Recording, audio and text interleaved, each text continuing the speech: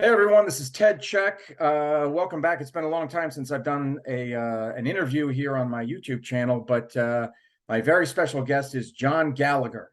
And for those of you who don't know, you should, but John Gallagher is the co-founder. He's the lead singer and the bass player for the band Raven. One of the forefathers of, I guess people refer to it as the new wave of British heavy metal. And so, John, so happy to have you here. Welcome. Good to be here, Ted. Thanks, man. Yeah, and so just real quick, me personally, so I'm 52, born in 1970. So I was a teenager right in the thick of things in the 80s, when heavy metal was huge. And so, yeah, the first record, I remember seeing All for One. I remember hearing the next one, Live at the Inferno. And then Stay Hard was the one here in the States that I think really broke you open, Right. commercially at least. And so people might recognize that record, Stay Hard. And yeah, so been following you ever since. And I understand that you were here not too long ago, and I'm bummed out. I had no idea that you guys were here locally, and so I was really bummed. I've watched some of the clips on YouTube, but yeah, I was bummed that I couldn't make that show. That But was a crazy tour. It's I mean, we did tour in 2021, mm, which was it wasn't quite as chaotic, funnily enough, because very few bands were out. We were one of the right, COVID first to and go all. out there, and the reaction and everything was wonderful. You Mm. couldn't get anything to eat after the show because nowhere was open. But this time when we went out, everyone and their mother were out on the road. It Oh, was like, nice. oh, you're playing here, and down the street, Iron Maiden's playing, and Judas Priest's over here, and Michael Schenker's over here. It was ridiculous, and Great to get everything back together, right? we actually did good business, and I have no idea how. It was too many. I guess Well, people had that's stored great. up their money, and they wanted to try and see everybody. So that's all Yeah, good. I think you might be onto something there that, with the pandemic, things were shut down, and then and now people are like, let's go, let's get out, let's see some live music, Yeah, let's and enjoy I life mean, again. they want to see the classic bands, and Right. I mean, already this year, who have we lost? I mean, we just lost Ian McDonald from King Crimson and Foreigner like yesterday. Oh, I didn't even hear When that about that. came out, I was Oh, like, oh my God. I mean, the guy was a genius, absolute genius, multi-instrumentalist, Jeff Beck, for right, God, right. I mean, Yeah, so, you know, go yeah. see him while they're still alive, people. You can't see them Exactly, when they're exactly. dead. Yeah, like I've been trying, like within the past year, I saw Glenn Hughes, Yngwie Malmsteen, and Ace Frehley. So I'm trying to hit a Yeah. lot of classic Hey, guys yeah. that I Check never off got to your bucket see. list. That's right. Never got to see these guys in the 80s. So thank God, a lot of you are still around and still touring, still going strong. Yeah, So and the great majority of the bands are better now than they ever have been. So, I mean, that's certainly the case with us. We're having a blast. We're going out there and doing it, and we appreciate it even more than we did back then. So that's it's great. cool, you know. That's great. So 1974, that's when you formed Raven with your brother Mark.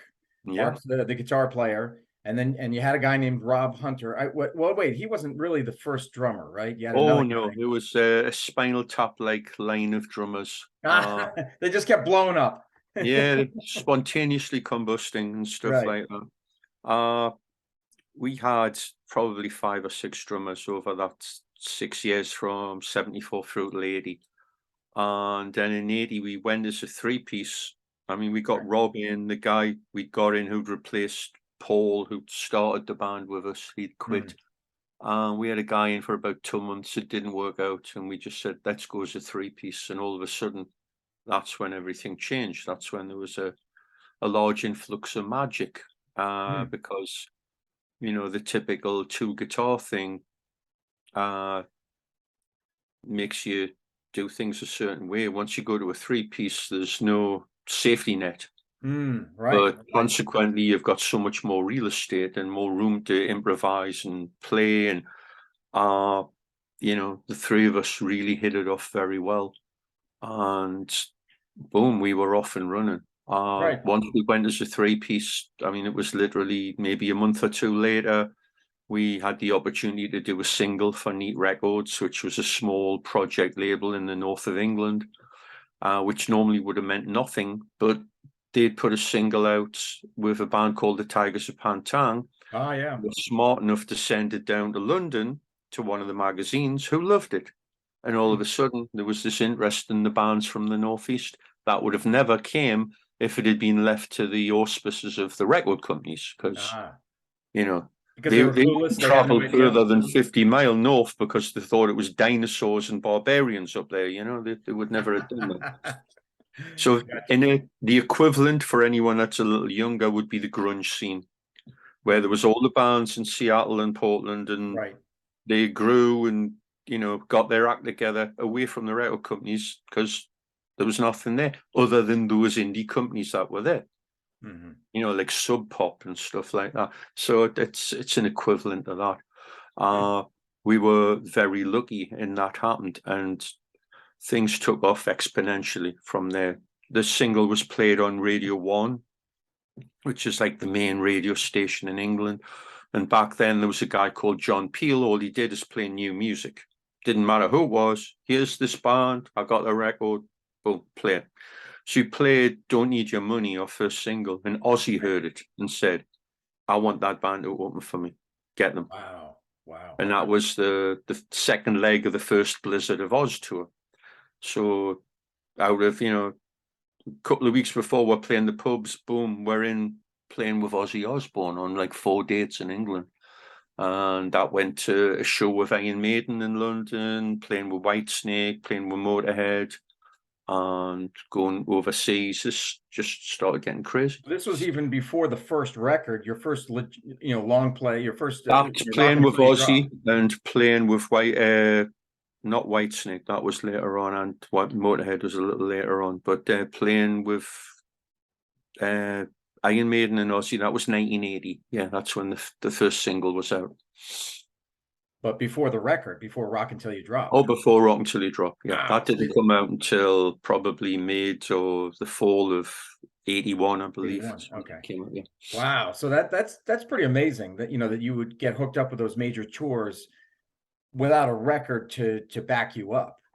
Yeah, but that scene right there, they were smart enough to, I mean, Iron Maiden was part of that scene, obviously. So that was just, like a one-off gig down in London. Their main haunt, the Marquee. And Oh yeah. the Aussie thing was a great break. And I mean, Aussie made a career of doing that, of taking cool bands out on the road and, breaking them. I mean, Motley Crue, Metallica, Right. Right. Anthrax, all kinds of bands. Yeah. Yeah. So 74 to 1980. Those must have been those are some rough years there where you guys are kind of scratching and clawing your way, trying to get your name out there, playing It little was very venues, little exciting. pubs. I mean, I was still working. I had a day job, like a government job, until January 82. Hmm. And in January 82, I ended up using up all my vacation and flexi time and everything. And it was like, well, I guess I got to join the guys on the dole here. I'm out. And we, got our pittance from Neat Records every month. And we just worked. We were just out there touring as much as we could. And you're from Newcastle, is that Yeah. right? Newcastle upon Tyne, I believe is the full name. That's it. That's the And proper name. yeah, and every time I'm intrigued by this city because every time I've seen it portrayed like on video, it's always in black and white, at least what I've seen, and it strikes me as a very blue collar, gritty city. I know there's coal. It used to be an industrial city, right? Oh, absolutely. I mean, the number of collieries in the northeast of England was in the hundreds. It Hmm. was ridiculous. I mean, all these villages, that was all they did. They dug out coal. So as a childhood, yeah, their life was very black and white, you Hmm. know. So it makes sense Uh, that it would be and it portrayed was, that way. socio-economically, when you were at school, everyone was on the same level. There Hmm. wasn't a guy coming to school in a Corvette, I'll tell you that, Gotcha. It was, there's a couple of kids were poorer. That was about it. Otherwise, everyone else, the mum, dad worked in a factory or whatever, Wow. and got by. So traditionally, there was only two ways out of that. One of them was to play football, what you call soccer. Right, right. The other one was to play music, and we weren't that good at soccer, so we Oh, there ended you up go. playing Music it music. is. But Wow. the amount of bands that have come out of that area from way back when, I mean, there's a band called the Shadows, who were the backing band to Cliff Richard, who was kind of like a Elvis imitator. I've heard of They him. were Yeah. like the English version of the Ventures, all those guitar instrumentals. Okay. Yeah, Apache, FBI, all that stuff. That guy, Hank Marvin, grew up about 2 blocks away from where we grew up. The Animals, Eric Burden, Right. Alan Price, John Steele, Hilton Valentine, those guys, they're from Newcastle. The song, "We Got to Get Out of This Place." Yeah, yeah. It's the last thing we ever There you do. That's go. right. Uh, Wow. Sting. I Oh, saw Sting when I was at school. He came and played bass for a poetry recital when he was playing in a jazz band. Yeah. how So, about that? and I mean, from the rock, the metal stuff. I mean, that whole area. Paul Rogers came from Middlesbrough down the road. Hmm. David Coverdale came from Redcar down the road. It's just an amazing concentration of talent. Something in the water, definitely. Mark Knopfler, Dire Straits, Brian Johnson, AC/DC, all those guys, all from our town. Wow, wow, that's something. So, so you had a few records with Neat, Yeah, and then so yeah, it was Rock Until You Drop, Wiped Out, and All for One, and then you did the live record, right. Live in the Inferno, and that is, if I read this right, you're kind of hearkening back to another band named Raven that was around in the U.S. in the '60s that had the same, no, because they No, had a record named Live at the we Inferno. found out about that about 3 or 4 years after our record came out. It's a very strange coincidence. That's so weird because they have a We had record never called. even heard of the name of that band. It wasn't like today when there's the internet and you can look this stuff up. We'd never heard of it. A fan came to a show in Texas and said, "Have you ever seen this?" And we were like, jaws Yeah. dropped. It was like, "This is too weird." Oh, I see. I thought maybe you were paying homage to them and I saying, "Oh, never here's didn't know our who the Live at hell the they were. There's Inferno." some sort of country rock, folk rock thing. I had no Well, yeah, idea. I did. I listened to like about all I could stand. Maybe 30 seconds of it, and yeah, it was very psychedelic, kind of weirdo. Yeah, our drummer Mike is twisted. He says we should learn all those songs and redo them. Raven style, yeah, that'd be great. Yeah, that would be sick. Wow. Okay. But So, the live album, that was basically, we had we'd come over to the States. Things weren't happening in England with Neat. They were very tight with money. Nothing was happening. We had the opportunity to go to the States and we jumped. And the idea was in 1984 that we would tour, get a label deal, get an agency deal. And we basically were in the States from then on. mhm. And so So, you joined up with Megaforce, I yeah, think, right? that obviously cuts out a little bit, which the first time we went to the States was 82 at Halloween.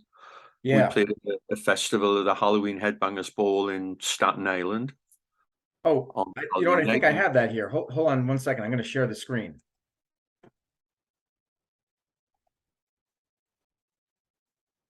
Hold on one second, John. All right.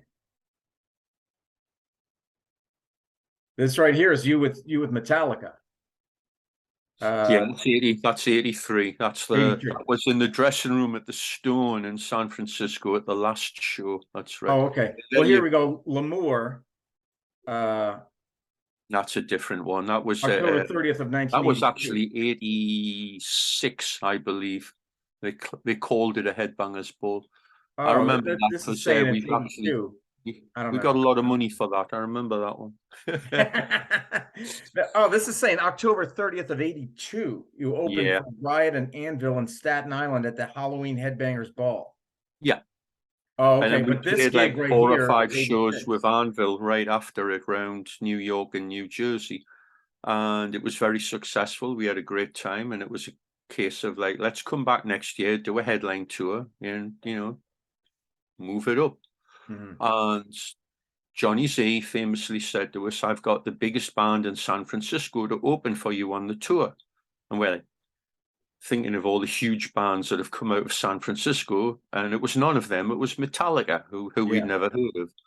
And we got to hear a cassette, the No Life to Leather cassette, and so we're checking, is this on the right speed? Because it sounded like Motorhead, it's 78 on your record player. And we said, these guys will be fine, this will be good. And we went out and did whatever it was, 30, 40 dates in the summer of 83 across the States. 17 people in a 6-berth Winnebago and 2 trucks. Wow. And yeah, it was insane guerrilla warfare, but it's It looks like it. it changed all our lives. It was very cool. And when you say that, John, when you say it changed all your lives, tell me how. Well, for 3 kids, you have to understand. I mean, even just coming to the States the first time, I didn't know anyone that had been to America. Hmm. That was like going to the moon. Hmm. If you were lucky, you knew somebody who went on holiday to Spain or something. That was about it. Yeah. So it was a very big deal for us. It was like living in TV world, Wow. and to go and do that and to really get a concept of how big the States is and to get that kind of reaction was really living your dreams. It Mhm. was something else. And a lot of that goes down to John and Marcia Zazula for having John was one of a kind. He was like one of these hellfire preachers. He literally drive people crazy promoting his bands, calling people up at 4 o'clock in the morning and, just being a proper Jewish yenta there, just talking their heads off, just he's an amazing couple, definitely. Wow. And, they changed the landscape. They brought Raven, Metallica, Anthrax, and so many other bands, King's X, and all kinds of stuff they did, Mhm. So yeah, it was a big deal, and that really helped us. And obviously, when we got to do the Stay Hard album, it wasn't going into a void. We had all the imports from the first 2. Megaforce had put out All for One, and they put out the live album. So Right. the ground had been seeded, as it was. Yeah. Um, Unfortunately, it was seeded for Atlantic, who wouldn't know their arse from their elbow. But there you go. yeah, I mean that one and the Pack is Back. I mean, people look at those two and they say, "Oh, well, those are your commercial years." Yeah, I still But think Stay Hard gets a bit of a bad rap because it's I like actually it. it's a pretty straight on follow up from All for One in many ways. Yeah. The Pack is Back is definitely more commercial. We're not playing to our strengths. We've got the craft to do stuff like that, but it's wasn't from the heart. This was being pushed from many directions. Mhm. And we were young, we were naive, and we were overseas with very little money. And when someone says, if you do X, Y, Z, you'll get ABC, yeah, Yeah. like anyone else, okay, let's see how this goes. And after we were basically cast adrift, where they wouldn't even promote it with a video, we just said, this is ridiculous. Mhm. And we regrouped and we did the Mad EP, which was definitely a return to Yep. form. And then we followed that with Life's a Bitch, which was even heavier. And the record company continued to just look at us like, we don't understand. We don't get it. Oh man. Yeah, I mean So you we hear about just that. negotiated our way out of that contract because it was doing, and we just said, it's not doing you any good. It's not doing us any good. Mhm. That's Mhm. just, and we went the indie route from there on in. Mhm. How did you develop the style, the Raven style? Just this balls to the wall, all out. Some people say some of it is speed metal. but not always. You're not always going faster than the speed of light. But so how did that all come together, and how did you develop that style? That's what we gravitated to as kids when we'd listen to stuff. The up-tempo stuff always grabbed us, and stuff that was had surprises in it as far as the arrangements, you Mhm. know, and stuff that obviously had space for improvisation. So when we listened to Deep Purple, we weren't going out there and playing Smoke on the Water. We'd play Highway Star. Mhm. And if it was Judas Priest, we'd be playing like Hellbent for Leather or Running Wild or something. Mhm. Uh, we actually did used to do Victim of Changes, which was fun because that's up and down. And Right, we right. do stuff like that, you know. Uh, Montrose was another favorite band of ours that was very up tempo, you know, hard hitting, a lot of cool parts. And that was basically our recipe, was to have something that was up tempo, aggressive, great riffs, good melody, and Right. a couple of surprises, a couple of left turns. Because the left turns is fun, but if you put too many in them, then you turn into jazz, basically, you know. Then it's more Right, for the right. musicians. But if you have a grounding of like, okay, those kind of things, that's what you want, you know. Yeah, That gives absolutely. it a bit more depth than just pounding out a 12-bar blues, you know, all the way Mhm. through. Now, I think is it All for One? You have the song Athletic Rock, and Right. that became the description of what you play, I think, right? I don't know if that was Well, that was you actually guys. written on the sleeve of the first single. And that came up from the record company. They just put that on. We were like, Athletic Rock? What? They said, I don't care, as long as they spell our name correctly. Fine. I mean, we were wearing running togs, running tops and stuff, and we were Mhm. running all over the stage. So it kind of made sense. And we just ran with it. First time in the States, we went to Madison Square Garden. There was a hockey shop. And Mark said, "Oh, I could wear those pads."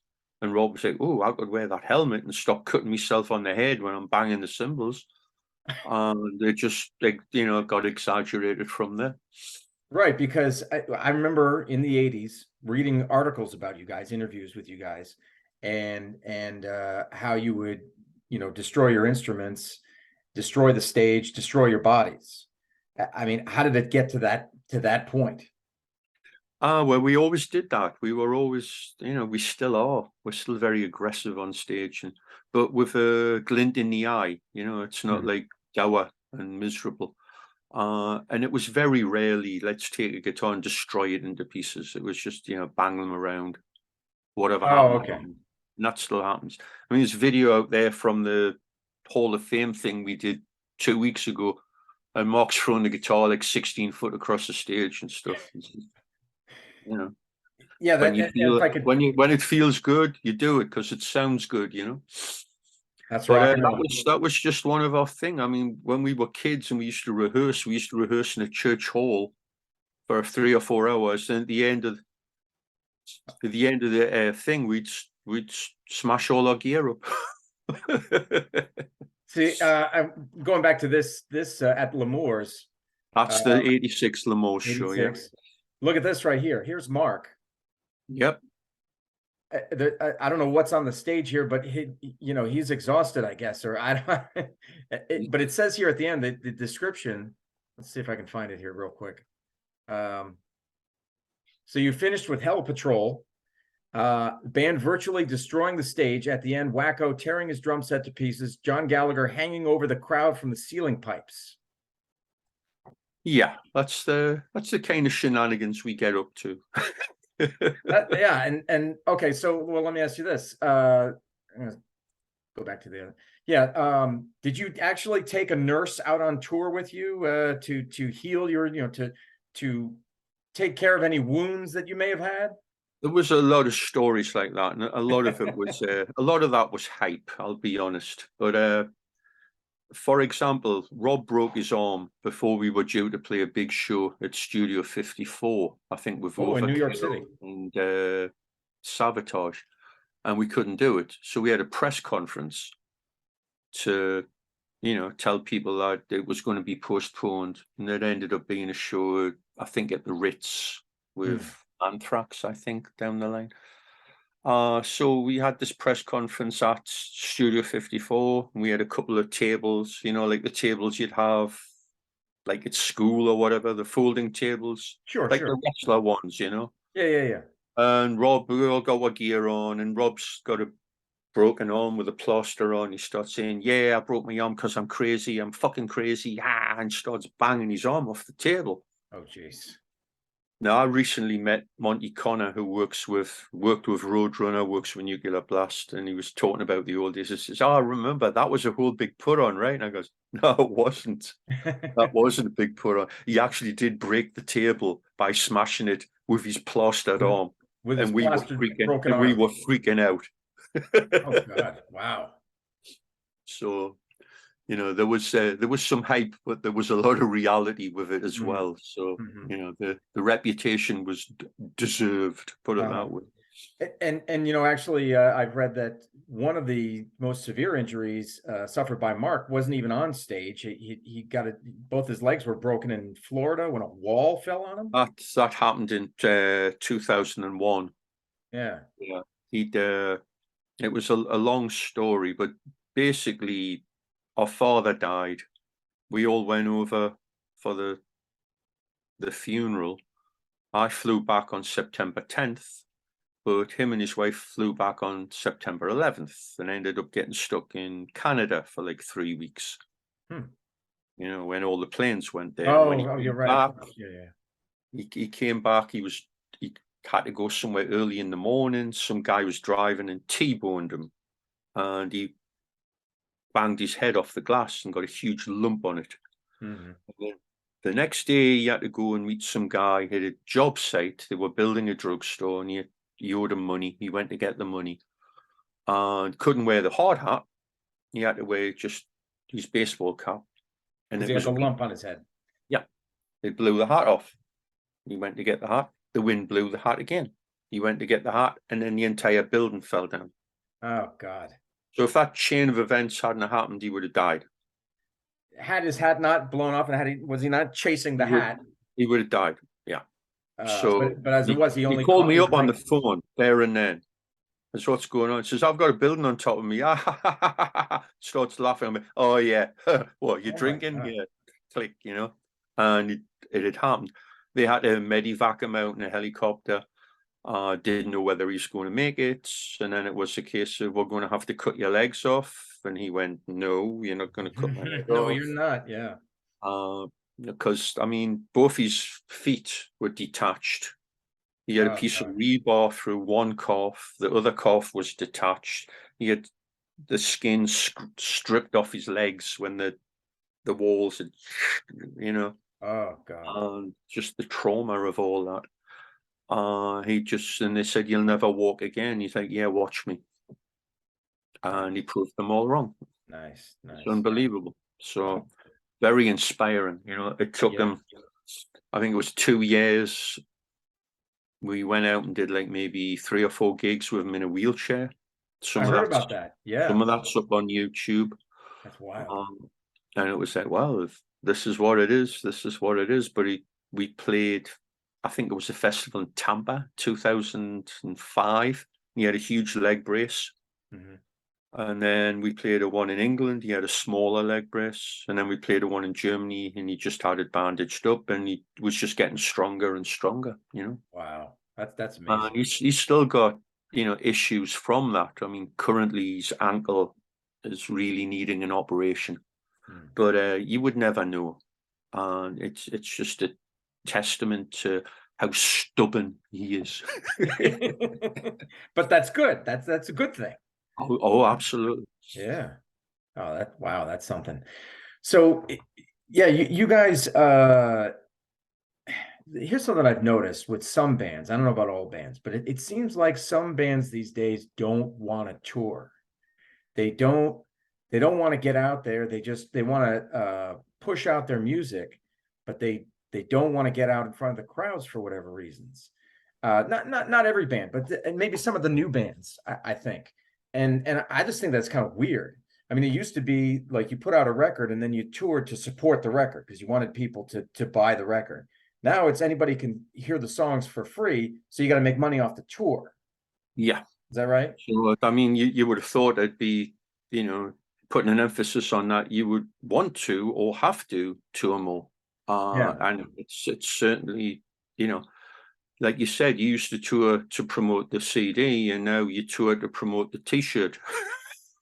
Right. Yeah. The merchandise. We're not Right. in the business of selling CDs so much. We're in the business of selling T-shirts, which is, of course, very strange. But generally T-shirts can't be downloaded, so that does help. But we are, we're creative people. We're musicians, so we'll continue to write new music as we always have, and put it out and do the best we possibly can, and try to better ourselves every time. Which, touch wood, it's working. It's good. What would And you say is the it's been a secret? long, hard road, but the wheel turns, and it's we're on the crest of the wave that's pushing us at the minute, which is great. That's awesome. What would you say is the key to longevity if you were to address the up and comers, the young musicians out there? Well, What's the it's key? the thing that always killed me is I'd run into bands in the 80s, and they were like, yeah, we're doing this, but I'm giving this like one more year. If it doesn't happen for us in 2 years, I was like, you can't have that attitude. That's not what it's about. You're in it for the wrong reasons. If you're having that attitude, you should be sitting at home writing pop songs. You shouldn't be in a rock band. You should be writing songs for Madonna or Beyonce or whatever, and trying to steal every hook possible and make that a career. Don't do this, because this has got nothing to do with that. It never did, and it probably never will. But the bands who are doing it from the heart, who are doing it because they love it, that's what's going to sustain you. And at some point, you'll hit pay dirt from that. There's no way the hours that we've put into this you would put into a regular job. There's like no way. Okay, we want you guys to go out, and unfortunately we looked at it, and you've got 5 gigs back to back, and you're driving 500 miles between each gig. That's basically play the gig, load the bus, get in the van, drive, get off, load up, play, that, repeat, wash and repeat the whole thing. Wow. And we still have that kind of schedule, because especially these days, it's very expensive to tour. The last 2 tours, we were freaking whether we could make it work because of gas prices. And luckily, the last one, the gas prices started to drop when we went, which was a huge help. But we go out. That was what, 42 dates. We had 3 days off, and 2 of them were travel days. Man. Wow. And I hear these people crying, going, I can only sing 2 days in a row, and then I have to watch my voice. And say, come on, you don't know the meaning of hard work. And we're like, bring it on. We want more. Bring it on. Well, and also, I've seen you bring up singers, and you've got quite a range there with your voice. How have you been able to sustain that? Because there's so many singers that, from the 80s where their voices are just not, they're shot, they're not what they used to be. Well, I don't know. Some of it's luck. Some of it's, I never drank. I never smoked. I never did any of the stupid stuff. And I always try to get enough sleep. I'm not the guy that's going to be hanging out partying at 5 a.m. and then, okay, we've got a gig the next day. That doesn't work. You're going to die on that real quick. And anyone that's, some of these guys can get away with it if they're, 19 through to 25. But once it starts getting older than that, that's unsustainable. You cannot do that. So, I try to take care of myself. I try to take care of my voice. And, again, touch wood, I've pretty much got everything I ever had and more. I can sing better now than I did then. I've got more control over it. So that's a blessing, and I'll continue to, it's also, for me, it seems the more I sing, the better it gets. Mm-hmm. So doing this kind of workload has definitely helped. And I think you can hear it on the last few records over the last 3, and especially on the new one that we've got in the can. Oh, okay. So you've got another one. Oh yeah, we got a brand Tell me new about album. that. Tell me a little bit about that one, if you can. That we recorded in June of last year at Mike's studio, Mike Heller, our drummer, in Right. Los Angeles. And the album before was, the best reaction we've ever got as far as critical and fan, Metal City. And it was a bit chaotic recording that, in that there was, a recording session here, a record session there. We didn't like this mix, try this other guy, all this delays and backwards and forwards stuff. It was amazing it came out as well as it did. But this one, we really had kept it more in-house, where it was recorded. I mean, we wrote everything, arranged it, pretty much had it all together, then went in to Mike's, recorded, did all the overdubs, got it together. We have a guy in Germany called Lassie Lammert, who's an amazing mixer and masterer. Went backwards and forwards to him through the tracks and got it the way we wanted it. And it's just phenomenal. It's, organic and powerful, where I think there was a little more technology had to be involved in the last album, just because there was some issues with how some of it was recorded, unfortunately. But it worked. It doesn't detract, but the way we've done this one helps kick it up a notch, definitely. And we've just taken what we've learned over like the last 3 albums and really ripped apart the songs and worked very hard on the arrangements and going, that part there, is that strong enough? Could it be better? Does it need to be there? Could we take it out, put something else in? Or, these type of things are like, change the beat. Don't put that kind of beat there. Or what do you think? And Mike could come in with something crazy. Oh, then maybe I could do this. So, we bounce stuff off each other.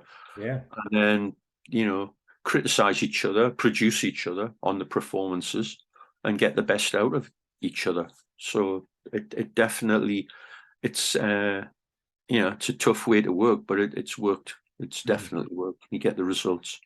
Well, I mean, that's something, after being in the business this long, it was really weird for us to just sit and go, you got to work harder. If you want to get better, you got to work harder. And it's paid off. It really has. Nice. So what's the name of this one that No, I can't tell you yet. No, I kind of mentioned 1 or 2 titles and got told off, so I got to wait. Oh, all right. So because after the ridiculous vinyl delays, this has to come out on vinyl, of course. It's probably not coming out till August, September. Oh, okay. So it gets a little closer and we really start promoting it, I'll be able to let you know. But we did a lot of songs in the studio, more than we've recorded in a long time. So we've got 10 songs on the album. So, that worked with the last one. We don't want it too long. You don't want it too short, but you don't want it too long. 10 songs, boom, boom, boom. You want to hear it again, Yeah. It's, nice. like I hear like some albums, like the Red Hot Chili Peppers a few years ago had a double album with like about 25 songs, and it's like Stadium Arcadia. No matter how good it is, you're just going to run into attention. You're going to have filler in there. Yeah, there's that. Or, I mean, maybe you can sustain it if there's a concept, like Tommy or Quadrophenia back in the day, something like that, where there's you can kind of build a bit more ebb and flow in it.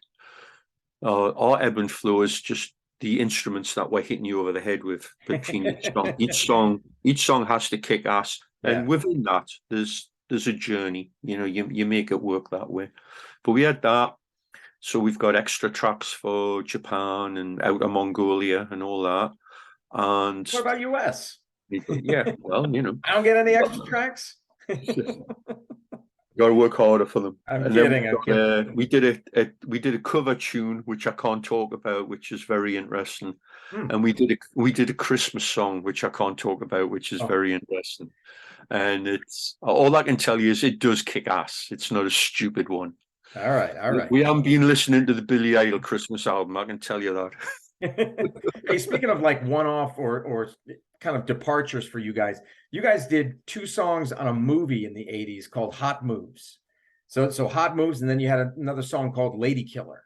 Yeah, that That's was pretty interesting. crazy. I remember watching that movie back then, and I was like, that's Raven. Yeah. When I heard the theme song, you know. Yeah, we went to the movies to see it, and when we'd already heard it, and when we saw it on the screen with all these stupid crashes of garbage cans on top of the music out of time with Yeah, it. yeah, Ay, ay, ay. right, So we got asked to do this, and it was in the middle of doing Stay Hard. So these right. two young hotshot engineer and producer types come up with some of their mafia friends who were backers for the movie, which very strange people. Okay. And there was this, but before it happened, but we went to Manhattan. There was a guy called Louis Forestieri who was the musical director. He was Mhm. this little Paul Williams type guy, right? And we went to his apartment in Midtown on like the 40th floor with a complete glass wall and a grand piano in the corner, looking Hmm. at all the skyscrapers, right? It's like straight out of a movie. Wow. And so we wrote Hot Moves, and he had a couple of songs that he wanted us to do. And one of them was Lady Killer. He said, "Your heart is in danger, Lady Baby." We're looking, okay, yeah, I think Hmm. there's an angle. We can do something with that. Okay. Yeah. And then he had another song that was called A Little Bit of Rubber, which was something to do about, getting a condom. And we're like, Yeah. no, we're not doing that. That sucks. Sorry, we're not doing that. It was awful. When the movie came out, it had both songs as written by Louis Forestieri. So Yeah, yeah. we sued him and made some more money off that. Hmm. Try But to pull a fast one it on was him. interesting. The first mix of Hot Moves, it has this thing which is with a vocal like how does it go? The sun is shining through, and they'd put echo on it. So it was like the sun is shining Hmm. through, Okay. through. And he played it, and we're looking at him, and Rob went to the guy, goes, "Did you get that echo unit for Christmas?" The guy sheepishly dialed the echo back. Uh-huh. It's pretty Wise funny. move. Wow, that's cool. That's cool. Um, so all right, great. So you got the new record that's going to come out at some point later this year, and you're going to be touring. I would guess. Yeah, it's been we did the tour of the States last year, celebrating Wiped Out 40th anniversary, Right. which was the first time we've ever done anything like that, and it was a lot of fun because Nice. it's just like you kind of have your regular set and you slot in a few new ones and move a few round, and this was just like, okay, 75% of your set is completely different. It was like, oh, okay, fun, let's go. And it was cool because, luckily the album, nearly all of our albums, I think that at least they've got the right rhythm, so where you Hmm. can play these songs back to back in that order and it'll work. So that Yeah. was cool. Yeah. And we'll be doing that this year with All for One. So we start Yeah. That's what I was in, wondering. That's what I was wondering because yeah, New it's like, Year. what is it now? It's about 2.5, 3 weeks. We start here in the UK. We're going to do All for One, Because it'll be the 40th anniversary of that. 40th anniversary of that. Nice. Yeah, got all these, when you get old, you get all these anniversaries coming up. And, yeah, it's the 10th anniversary, the 15th, but when you hit like 40, it's like a big deal. It's Mm, like hard to ignore that. That's yeah. definitely, and it's the 49th year of the band, which Wow. is insane. That's I crazy. can't get my head around that. That's amazing. And recently I saw a thing on the internet and it listed some bands by their longevity, and we were like fourth or fifth on the list. Hmm.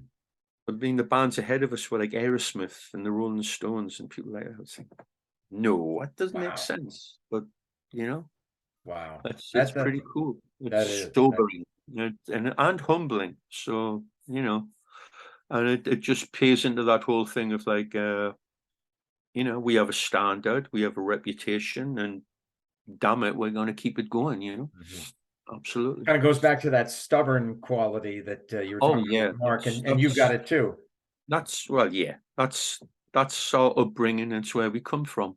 You Mhm. know, Geordies, as they call us, from Newcastle, where you know loyal, stubborn, and fighters, and we just get on with it. Mhm. And in many ways, that's why we really had an affinity with the Northeast and the States. What you see is what you get. Mhm. When you're talking to New Yorkers and New Jersey, there's no front. It's real. Um, Yeah. we definitely identify with that. Nice. Well, John, thank you so much for your time. I really appreciate it. And best of luck with the new record and the touring coming up. I look forward to seeing you. I've never seen you before in concert, but I'm gonna do everything I can to get there. Come So on down. yeah. Absolutely. We'll be back later in the year. Yeah. So thank you very much. Cheers, mate.